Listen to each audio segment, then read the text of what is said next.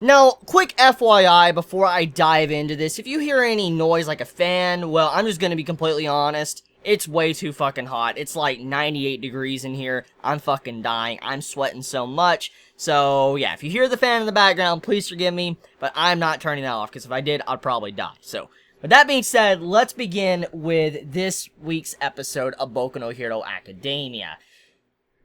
The newest episode finally dives a little bit into Izuku's problems, but also showcases more of Stain. And also has a new opening song, has a new ending song, has some great visuals in the opening song and ending song, and oh my god, there is a possibility of a Season 3. So, let's begin. There's just a lot to talk about. So, to begin, I guess let's talk about the opening song. The new opening song.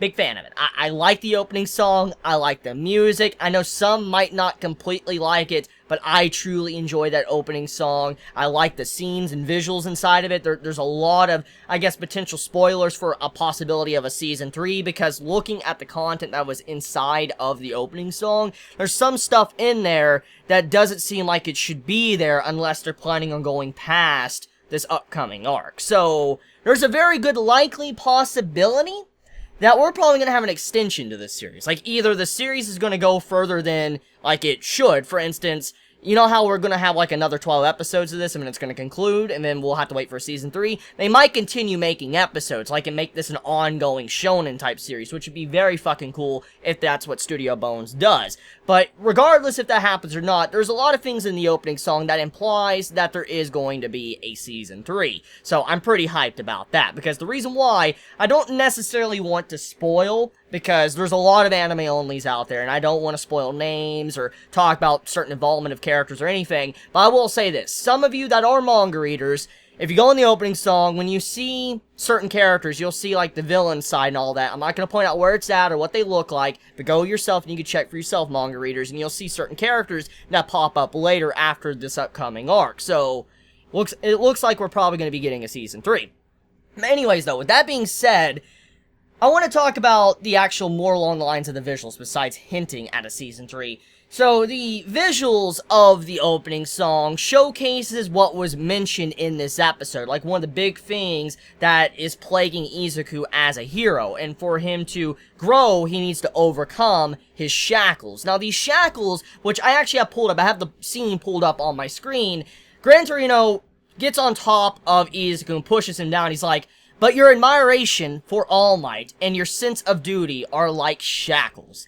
Basically, the opening song, that entire opening song is that. It is that message that was put out in this episode. You can see Izuku admiring All Might, looking at All Might, wanting to become All Might. And then as the opening song continues, you see where Izuku eventually stands in the spot of All Might like he removed the shackles and became his own man. That's kind of what it looks like, the way the opening was depicting that theme. So, I really like the emotions that was put in that opening, and also the message for the upcoming events of this arc and many arcs ahead. Just very good on Studio Bones to do something like that. I love openings that have that hidden meaning, and this is definitely one of those openings that have that. Now, there's some other things that happen in the opening song I don't want to completely dive into because spoiler reasons, so yeah, I'm not even going to get into that.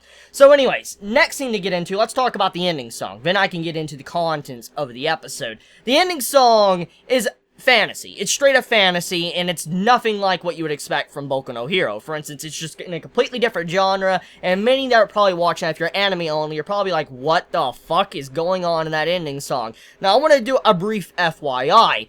That ending song is actually a reference to a color page that Horikoshi, the writer of Boku no Hero Academia, did a long time ago for the character popularity poll. When the character popularity poll first came out, you had it to where there was like a fantasy setting with it. And so that's kind of what that ending song was referencing, that character popularity poll, which I was just very surprised that Studio Bones went that extra mile to animate something like that. It really just shows how much Bones is enjoying working on this series, the entire staff and all of that. They truly are putting in a lot of effort. They definitely care about this series. And it's not just, you know, the actual staff, like the editors to the people, you know, doing the art and animation. The voice actors as well has done a tremendous tremendous job with these characters. Like Gran Torino, oh my god, I love the voice actor of Gran Torino. It's just completely perfect for his character. So just good shit, Studio Bones, for making a very good episode, and once again showing that you truly love this series. You're not just trying to do a quick cash grab and run away with the money. You're putting in the extra effort, even adding scenes that was never even in the manga for some of our side characters and making it even better. And that's the thing though. Boku no Hero Academia, as I've said many times, I've said in my manga reviews, even in anime reviews, one of the big things I love about this series is that Horikoshi, the writer, he always tries to dive into side characters. He doesn't want to just focus on the main character, he wants to focus on all the other characters as well, because he wants to develop them and make a big cast that you can appreciate and enjoy when they're on screen. And he does this for a lot of characters. Almost every single character has gotten development thus far. There's only a select few that haven't, and it's just really surprising how well he does this. But even then, Horikoshi is just one man, and he has limited panels that he can do each chapter, so limited time. But it seems like Studio Bones is going one step further and adding scenes that was not even in the manga to make us appreciate these side characters even more than Horikoshi does. So it's kind of like this. Horikoshi, which is already good with side characters, and, you know, giving development, screen time, and all that to him, Studio Bones is going a step further and doing exactly what Horikoshi does, and he's good at. So you can see both of these two, the studio and Horikoshi, they're a perfect match. Clearly, you know, Horikoshi is probably completely in love with Studio Bones right now and the entire staff that's working on the series, because they are really going that extra mile for the entire anime. So, enough with that. Let's talk about what this episode's about. So, it's mainly focused on Izuku. There's a couple of moments throughout the episode we see some other characters, and some of those scenes are actually anime original, which I was just talking about, so I'm not going to dive into that again.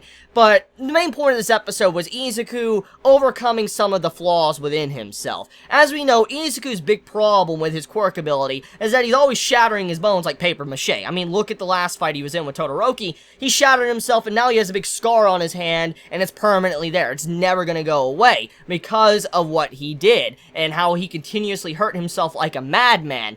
And now you see to where he's trying to overcome this weakness, this issue, and trying to learn to better use his powers. And so he goes to Gran Torino, and Gran Torino's like, I watched your fight, and you definitely have a nice good eye for using your abilities and stuff, but you clearly don't know how to properly use your quirk. Your quirk isn't that special. It's nothing, like, different. And this is what he meant by that. The lines that Gran Torino told Izuku was saying, just because you have that quirk doesn't mean you're special. And that's very true. But also what he's trying to mean is that you gotta think about how majority of people are in the world, in the Boku no Hero Academia verse. They have quirks. And so, with quirks, it's a part of themselves. It is their very self. Like, okay, let's take Bakugo for a second, okay? Bakugo, he has the quirk to use explosions. He can blow shit up. That is a part of him. That is a part of him. That makes him him. Without that, it's like he lost a piece of himself. He thinks of that as a part of him instead of something special that he can just utilize. Instead of like a weapon or something that's a tool he's using, he thinks of it as like an extension, like it's his arm or legs. That's kind of how he views his quirk ability, and how everybody views their quirk ability. They view it as another limb. While Izuku, he's been tackling this at the wrong way, in the wrong angle. He's been thinking that the quirk ability makes him special, and he is not looking as if it's an attachment to his body, for instance, another arm or another leg. He thinks of it as something completely else, like a weapon. And so that's what Gran Torino is trying to nail into Izuku's head, letting him know that no, you have the wrong viewpoint on this. You completely do. You need to understand you're not that special, and you also need to understand that you need to use this as if it was a part of yourself. And Izuku realizes this, and he tries to make it to where he can actually utilize the entirety of the ability on his full body, which, oh my god, fucking love that. Fucking love finally seeing that scene animated in this episode. It was fantastic. It was hype. And honestly, just good shit, Studio Bones. I'm really proud of your work when it comes to this series.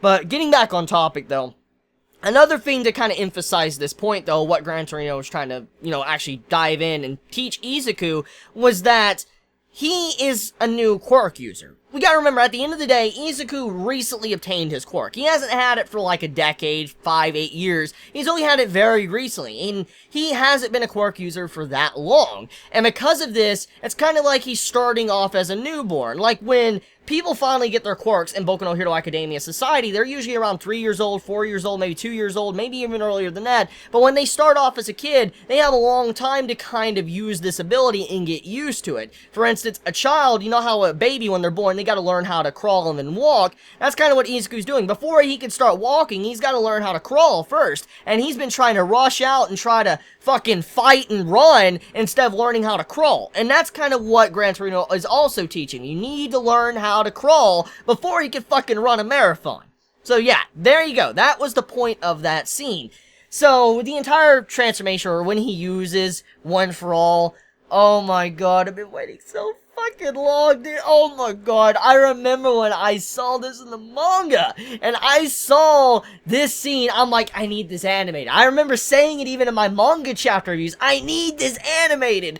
Even seeing it animated, I'm truly happy to just see how good this series is being handled. It's good shit. Okay, so let's dive into Stain. He was in this episode, and he got some characterization, which I really need to talk about. As I've already made it very apparent in my recent anime reviews, Stain is my favorite villain. And the reason for it is because of some of the things that his character stands for. I'm not gonna spoil, because obviously I don't want to spoil you anime-onlys, but some of the lines in this episode kind of hint to the reason why I truly enjoy Stain's character.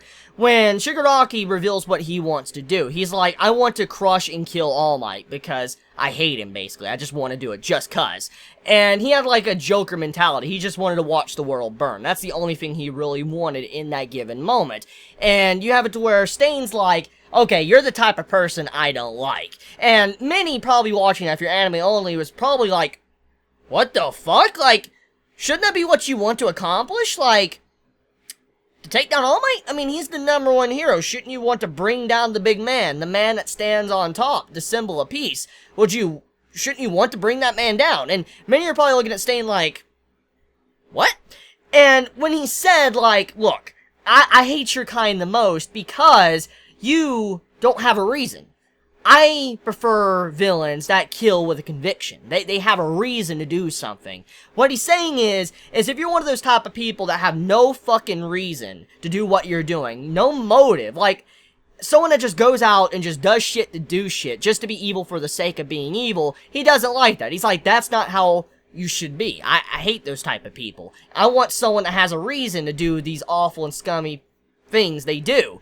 And so when he's like, I dislike you for that, I'm like, yo, that's really cool. And many anime owners are going to be just absolutely shocked with how Stain was actually against Shigaraki in that moment, because he didn't like what Shigaraki stood for. He's like, you need to have conviction, you need to have a reason for why you hate All Might. If you hate All Might, you need to have a good fucking reason. You can't just hate him just to hate him. And so, this shows a little bit of insight to Stain's character and what he stands for. Even though he is the hero killer, he is someone that kills heroes, maybe not physically, but destroys their career to where they can never be a hero again. He also is someone that seems like he's not on the villain side as well, as you can clearly see from how he reacts to Shigaraki. So, that is one thing about Stain that was, obvious in this episode, so I'm not going to go too much further into that because spoiler reasons, but yeah, I fucking love Stain. Now, the next thing, let's talk about Gran Torino and his introduction as a character. So, Gran Torino's introduction is definitely everything I wanted from his character. The voice actor definitely nailed that, but I already previously said that in this, episode review. But Gran Torino, he was written to be similar to Yoda. FYI, Horikoshi is a big Star Wars fan. I think it's common knowledge if you're a manga reader, but many anime-onlys might not be aware of this. Gran Torino is kind of modeled after Yoda. He's like a different, Yoda. He's like yellow Yoda. That's basically how you can view Gran Torino. And even in the latest chapter of Boku no Hero Academia, there was a Star Wars reference. No fucking joke. So, that just shows how much, Horikoshi loves Star Wars. So, the character design, and if he reminds you of Yoda from Star Wars, that's the reason why, is because that's what he should be. He should have, like, the side to him like that, but also be very wise, and that's what you saw in, this episode.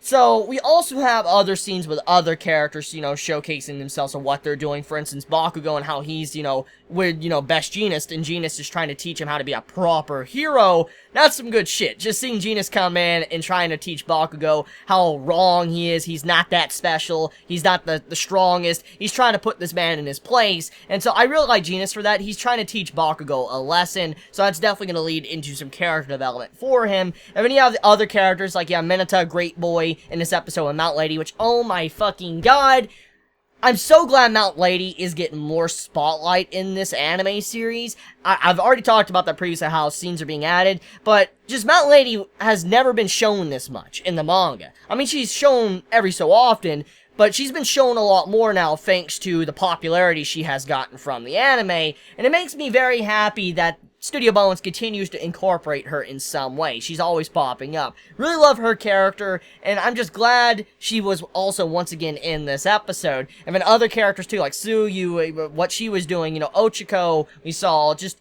really nice stuff to see from characters trying to become professional heroes. Also, Momo as well, and what she was doing. I like seeing Momo realizing how some heroes operate. Some heroes, because they make some money on the side, they're able to have another job. For instance, they don't have just hero as a main profession. They can actually be like, you know, a superstar or something. Like, they can be someone on TV making commercials, and that's what you see some heroes doing. And that's kind of why, you know, the Hero Society is a little bit distinct or different, because some of them, even though they're main heroes, they have other professions on the side, or their other main job, maybe being a professional actor or something. So yeah, I like the details, the world building that this episode gave us, and I feel like many can appreciate that as well. So let me know your thoughts in the comments below. I love you all so much. Great episode of Boku no Hero Academia. Please be safe. Chibi out.